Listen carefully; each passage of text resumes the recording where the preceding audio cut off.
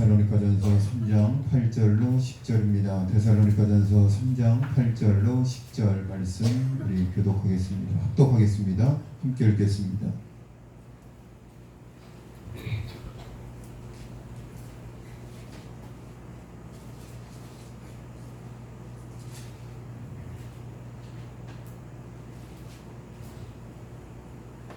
함께 읽겠습니다. 시작. 그러므로 너희가 주 안에 굳게 선즉 우리가 이제는 살리라. 우리가 우리 하나님 앞에서 너희로 말미암아 모든 기쁨으로 기뻐하니 너희를 위하여 능히 어떠한 감사로 하나님께 보답할까. 주야로 심히 간구함은 너희 얼굴을 보고 너희 믿음이 부족한 것을 보충하게 하려 함이라. 아멘. 우리 앞뒤 자고 있는 성도들하고 인사하겠습니다. 한 주간 평안하셨습니까? 잘 지내셨습니까?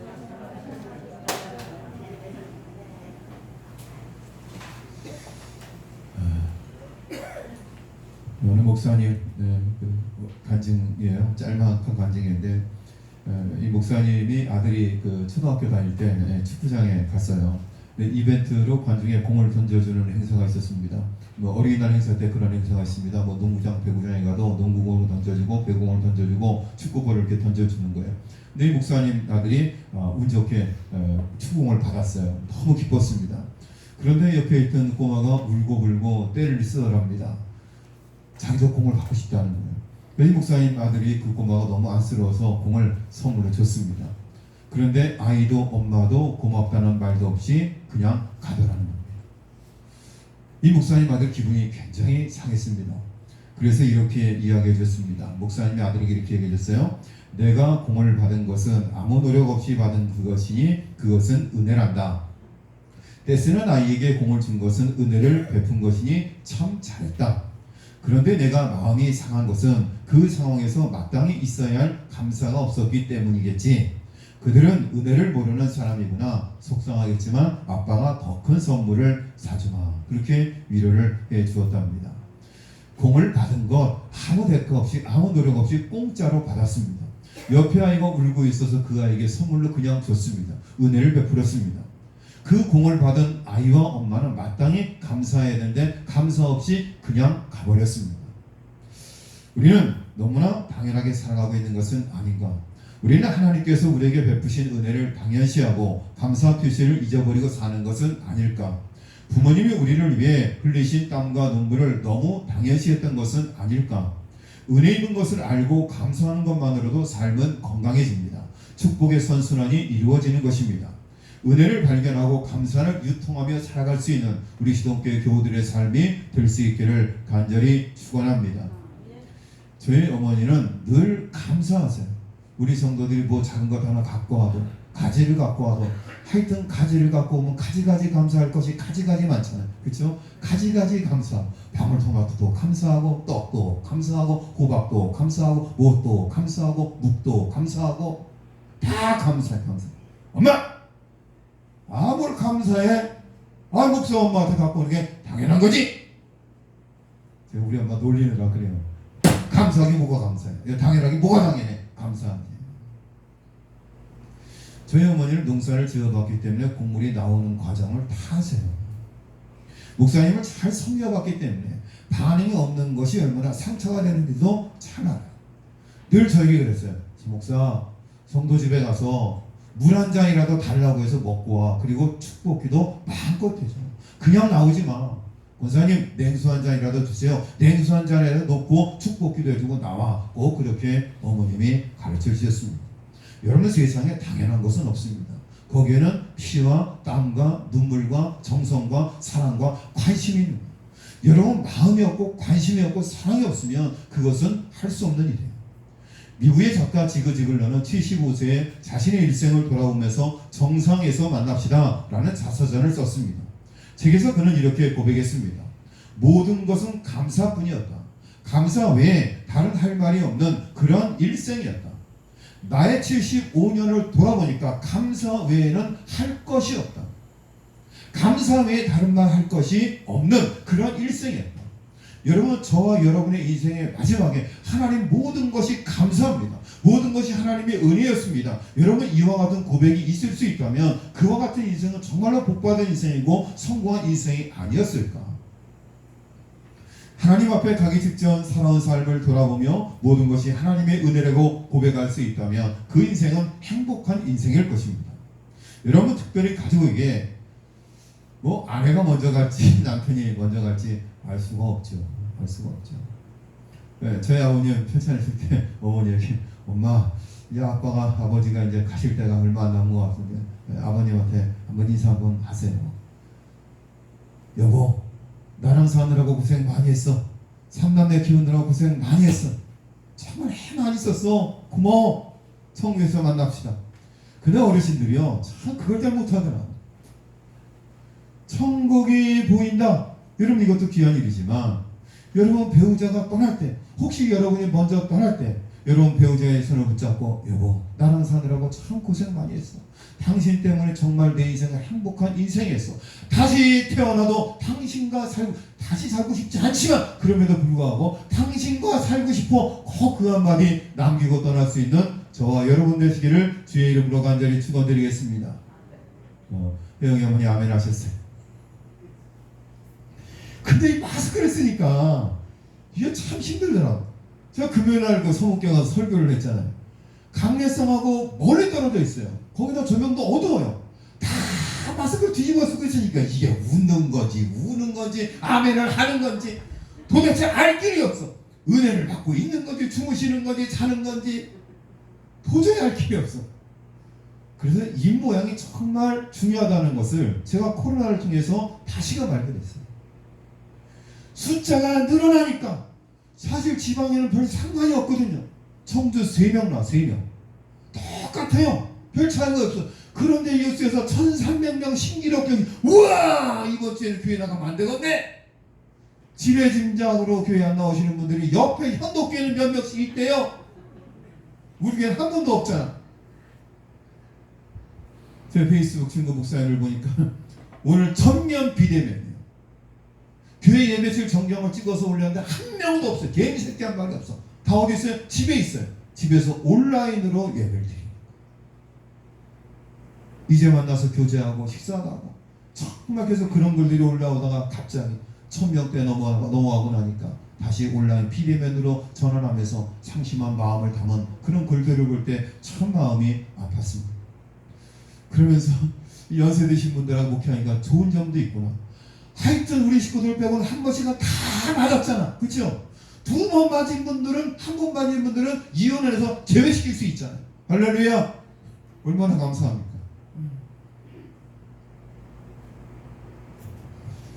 여러분, 배우자의 가족에게 나를 참으로 행복하게 해준 귀한 동반자였다 고백할 수 있기를 바랍니다. 아빠, 유진이 아빠로 살 수 있어서 너무 행복했어. 그렇게 딸의 손을 붙잡고 딸에게 고마움을 표시할 수 있고, 우리 유진이는 아빠가 나의 아빠에서 너무 그런 마음이 전혀 안 들어도 이제 아빠가 마지막 가는 길이니까 아빠가 나의 아빠에서 너무 행복해서 그렇게 고백해 줄 수 있기를 바랍니다. 그 다음 이웃을 지나갈 때 내가 사는 동안에 만났던 모든 사람은 참으로 좋은 사람이었다. 정말로 내게 고마운 분들이다. 라고 인생을 결론 지을 수 있다면 얼마나 좋겠습니까? 여러분, 믿음의 이웃들이잖아요. 여러분의 손을 붙잡고 권사님, 내가 먼저 천국 가는데 권사님과 지냈던 모든 시간이 꿈과 같아.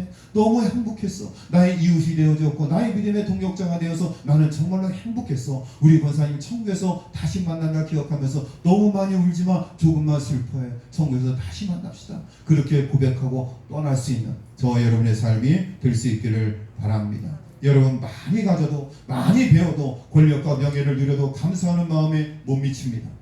얼마나 감사할 수 있고 어디까지 감사할 수 있느냐가 중요합니다. 여러분의 인생을 점검해 보실 수 있기를 바랍니다. 내가 얼마나 충만한 감사 속에 살고 있고 이대로의 감사 속에 생을 마감할 수 있겠습니까? 감사와 원망한 정형성이 강합니다. 내가 감사하면 자녀들이 감사하는 마음을 배우게 됩니다. 내가 원망하면 자녀들이 원망할 것입니다. 언제부턴가 제가 지겨워, 지겨워 그랬더니 우리 이순이가 지겨워. 자, 유진이는 누구에게서 배웠을까요? 저에게서 배웠습니다.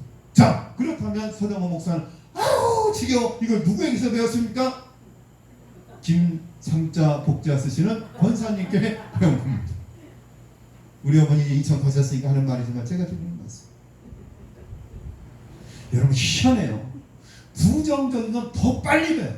금방 배워요. 쉽게 배워요. 여러분의 입술에 감사와 찬양과 감사가 우리 자녀들의 입술에서 고백될 수 있기를 바랍니다. 여러분 감사는 받은 바를 아는 데서부터 시작됩니다. 받은 것을 안다는 것은 주신 은혜를 아는 거예요. 받는 것은 분명 감사한 일입니다. 그래서 이 받은 바를 아는 것이 중요합니다. 쟁취한 것에는 감사가 없습니다. 여러분 내가 빼앗은 것, 내가 피 땀 흘려서 버는 돈에 대해서는 감사할 것이 없어요. 여러분 직장에서 월급을 받으면서 자 우리 혜영이 어머니 자 혜영이 어머니 월급이 딱 들어왔어요. 봉투에 통장으로 들어오죠. 통장으로 들어왔어요. 통장에 돈을 확인하자마자 센터로 전화해가지고 할렐루야 고맙습니다. 저에게 이렇게 월급을 주셔서 감사합니다. 그렇게 인사해 본 적 있어요 없어요? 한 번도 없어요. 왜요? 당연한 거니까. 내가 한 달 동안 뼈 빠지게 일해가지고 번 돈이잖아요. 가을에 주주에서 매상을 하고 입금이 됐어요. 대통령이 전화가 감사합니다 대통령님 감사합니다. 직불금 받고 감사합니다. 그런 거 있어요? 없어요. 왜요? 내가 노력해서 내가 땀 흘려서 수고해서 당연히 받은 거예요. 그건 감사할 것이 없어요. 여러분 감사는 깨달음에서 오는 거예요. 잘 생각해 봅시다. 많이 받았다고 많이 감사할 수 있지는 않습니다. 정확히 깨닫는 부분만큼만 감사할 수 있어요. 자, 여러분 부자가 많이 감사할 수 있어요? 아니에요. 아무리 부자라도 깨달음이 없는 사람들은 감사할 수 없어요.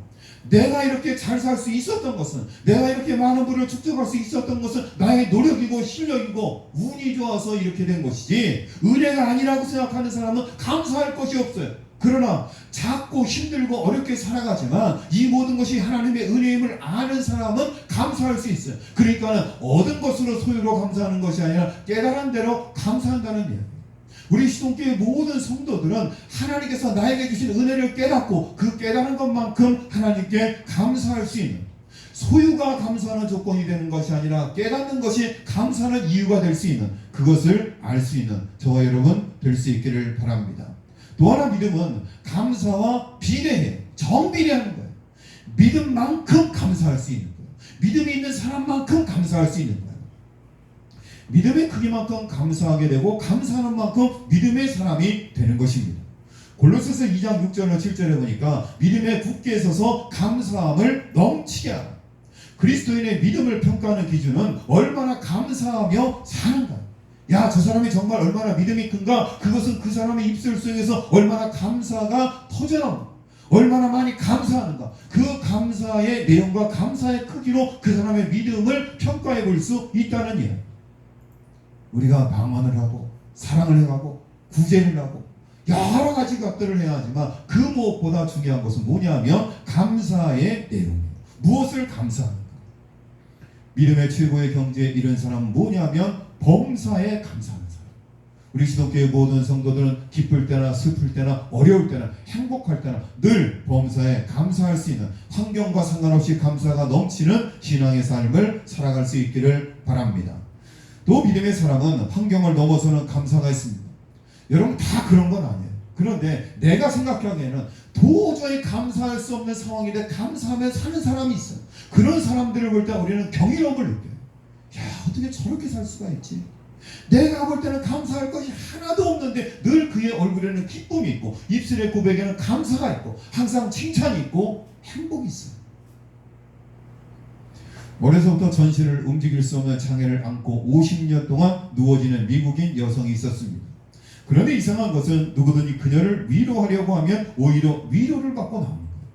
여러분 50년 동안 살아오면서 전신마비로 살아왔어요. 자기 의지로 할 수 있는 것이 아무도 없어요.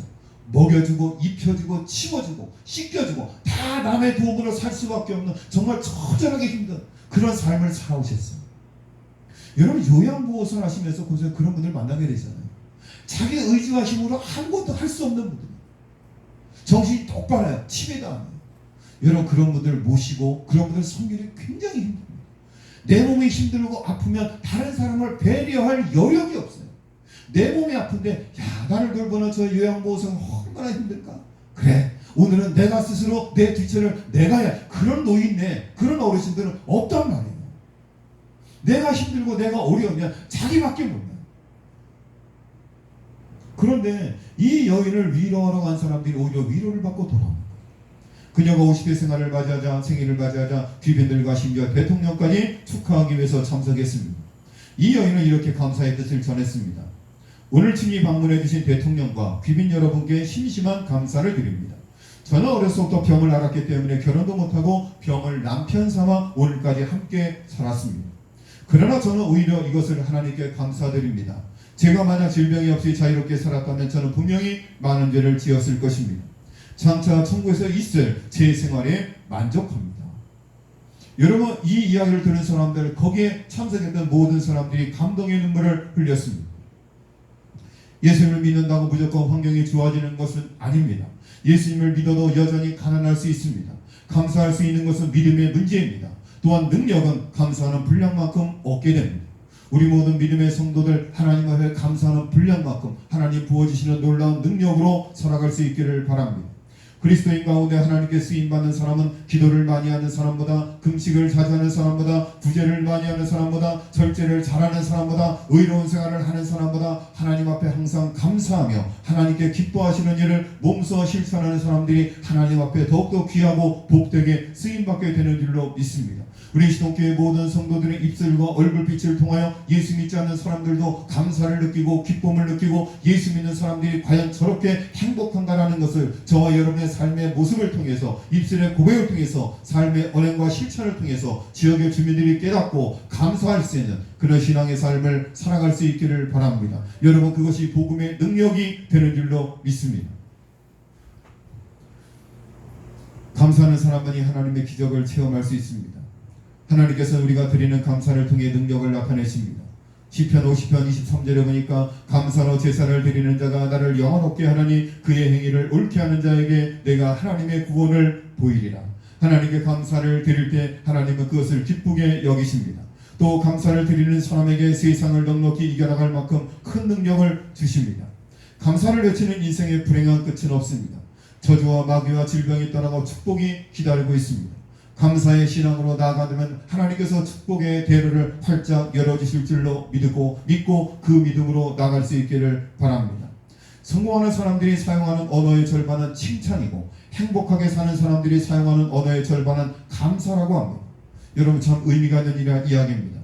감사하는 사람들이 사용하는 언어의 절반, 행복한 사람들의 언어에 사용하는 언어의 절반은 감사이고 성공하는 사람들이 사용하는 언어의 절반은 칭찬입니다. 여러분, 성공하고 행복한 인생을 살기 위해서는 칭찬과 감사의 고백이 넘쳐나야 될 줄로 믿으시기를 바랍니다. 누군가를 만나서 대화하면서,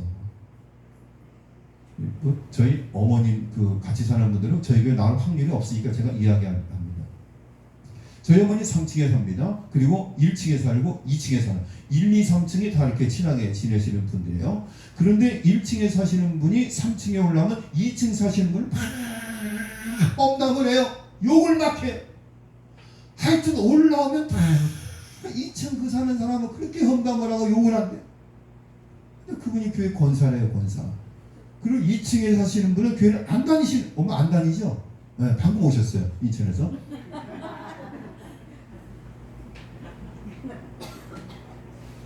2층 사시는 분 교회 안 다녀요.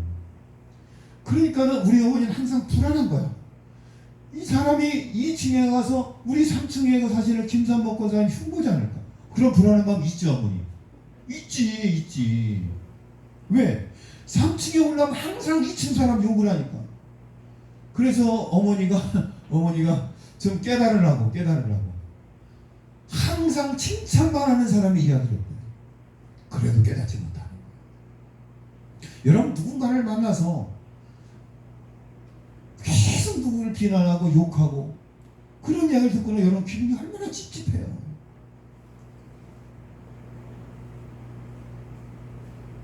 성공하고 행복한 인생을 사는 사람들은 칭찬과 감사의 언어가 넘쳐난다고 했어요. 감사는 행복한 생활과 직접 연결되어 있습니다. 감사의 조건은 어떻게 찾을 수 있을까요? 감사는 평소와 달리 특별하고 좋은 일에 대해 표현하게 됩니다. 예를 들어 기적 같은 일이 일어날 때 그것이 감사의 조건이 되는 경우가 많습니다. 그런데 뭔가 대박이 터지는 경우에만 감사한다면 감사할 언어는 많지 않을 것입니다. 여러분, 기적과 대박은 1년에 평생에 한 번도 일어날까 말까요? 여러분, 그것만이 감사의 조건이 되고 그것만이 감사의 내용이 될 수 있다면 감사할 수 있는 내용이, 감사할 수 있는 언어가 그렇게 많지 않다는 이야기. 제가 드리고 싶은 말씀은 뭐냐면, 오히려 일상에서 감사를 찾아 느끼고 표현한다면 어떨까 하는 생각입니다. 하나님, 이번에 장막 가운데 우리 시동교회는 물난리도 나지 않고 공물에 좋을 만큼만 비를 촉촉히 적당히 내려주셔서 감사합니다. 여러분, 이것이 감사의 조건이 돼야 하는데 감사의 조건이 되잖아요. 지금 남해 쪽에는 난리가 났잖아요. 인천은 비가 아예 안 왔대. 장마인데, 마른 장마. 그런데 하나님이 시동리를 특별히 사랑하셔가지고 여기에는 하나님이 적절히 비를 내려주셔서 고추도 잘 되고 깨도 잘 되고 콩도 잘 되고 땅콩도 잘 되고, 아멘 좀 해봐야죠. 땅콩도 잘 되고 땅콩도 잘 되고. 저는 무엇보다 땅콩 잘 되는 그렇게 기쁠 수가 없어요. 그런데 제가 요즘 다이어트를 하느라고 땅콩을 지금 조금 있는데 아직 안 볶아 먹고 있어요. 안 볶아 먹고 있어요. 아끼는 거야. 아끼는 거. 다음 땅콩 나올 때까지.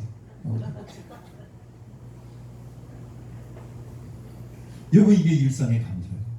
여러분, 기후를 보면서도 감사하고, 비를 보면서도 감사하고, 적당히 비가 내린 것도 감사하고.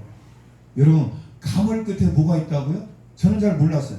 비만 많이 오면 농사가 잘 되는 줄 알았어요. 그런데 비가 많이 오면 고추의 약을 많이 해야 되고 병도 나고 별로 좋지 않더라고. 차라리 가문 게 참깨도 좋고 고추에도 좋고, 가물면은 관정이 멸대수가 물을 떼서 벼농사도 문제가 없고, 가물어도 별로 문제가 없어요.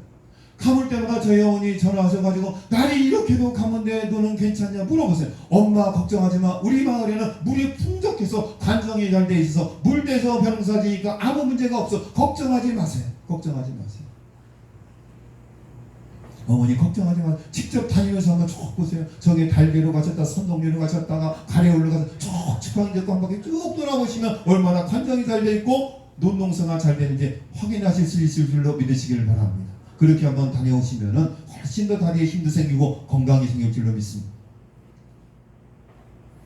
이스라엘 백성들이 광야를 지날 때 그들은 만나를 먹었습니다. 만나의 시작은 기적이었습니다. 만나는 밤이슬과 함께 내렸습니다. 모양은 가시와 진주가 같고 맛은 꿀 섞은 과자 같았습니다. 이스라엘 백성들은 만나를 보고 이게 뭐야? 이게 만나 이름이 된 거예요. 만나의 이름의 뜻은 뭐냐면 이게 뭐야? 이게 뭐야? 그랬습니다. 이 표현이 곧 만나의 뜻이 됐습니다. 그러나 만나가 매일 반복되다 보니 백성들은 감사를 잊고 오히려 불평했습니다. 여러분, 하나님의 은혜가 계속되면 그것이 당연한 것이 되고 감사가 아니라 불평이 됩니다. 여러분, 계속 은혜를 베풀어주면 그 은혜를 받는 사람에게 그것은 처음에는 뭐예요? 기쁨이에요. 감사의 조건이에요. 그런데 나중에는 그게 뭐가 돼요? 권리가 돼요. 권리가 돼요. 제가 전에 아파트 아래 층 말씀드렸잖아요. 6층에 사는 세대과 7층에 사는 나이가 드신 두 분이 이렇게 살고 있어요. 신분이 계시겠어요. 그런데 6층에 사는 젊은 세대에게 몸살이 나서 집에 몸져 누웠습니다. 살림도 못합니다. 단차도 못 해먹습니다. 그래서 7층에 사시는 어르신이 콩나물도 해다 드리고 시금치도 해다 드리고 반찬을 해드리기 시작했어요. 그러니까 한번 할 때마다 아이고 어르신 고맙습니다. 감사합니다. 그렇게 일주일에 한 번씩 반찬을 받아 먹다 보니까 한 달이 지나서 어느 날 만났는데, 그런데 지난번에 갖다 준 그 콩나물은 너무 짜네요. 시금치는 너무 싱겁네요. 콩나물국은 간이 안 맞네요. 처음에는 감사합니다 계속 그 은혜가 계속되다 보니까 이제 그게 자기가 무슨 권리인 줄 알고, 그 7층 사는 사는 분이 친정은 바도 아닌데 간이 안 맞네, 뭐가 안 맞네 불평하고 불만하고 투덜거리는 거예요. 그게 이스라엘 백성의 모습이고 우리의 모습일 수 있다는 얘기예요. 하나님의 은혜가 너무나 많은데 그 일상 가운데 감사의 조건과 축복의 조건들을 찾아낼 것들이 너무나 많이 있는데 감사의 조건을 찾는 것이 아니라 늘 원망하고 불평하는 그 모습이 이스라엘 백성의 모습이고 우리의 모습일 수 있다는 이야기.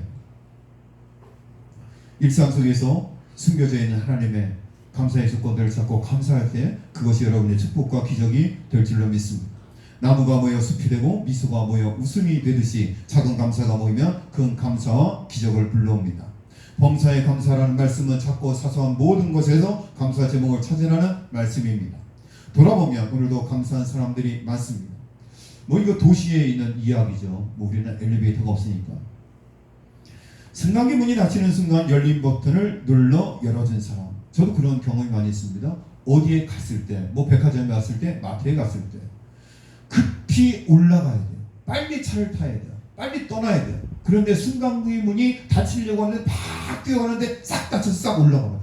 얼마나 신경기는. 그런데 팍 뛰어가는 순간 탁 열린 버튼을 눌러가고 다시 촥 열려서 제가 탔어요. 그럼 뭐라 그래야 돼요? 감사합니다. 그리고 인사를 해요. 우리 마을에는 한진 택배가 들어옵니다. 한진 택배. 참 이 한진 택배 하시는 분들이 참 고마운 분들이에요. 여러분 우체국 택배는 참 야박해요. 야박해. 요만한 것도 5,000원 받아. 5,000원. 1kg만 넘으면 대개 4,500원, 5,000원이에요. 그런데 이 한진 택배는 20kg가 나가도 5,000원, 15kg가 나가도 5,000원, 10kg가 나가도 5,000원.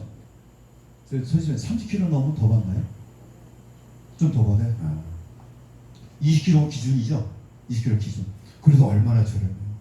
택배 아저씨가 우리 아들이 먹을 옥수수를 가져갈 때, 감자를 가져갈 때, 마늘을 가져갈 때, 고추를 가져갈 때 감사합니다. 그러면서 시원한 냉수나 아니면 비락시키라도 한 잔 건넬 수 있는 넉넉한 시동교회 성도들 되시기를 바랍니다.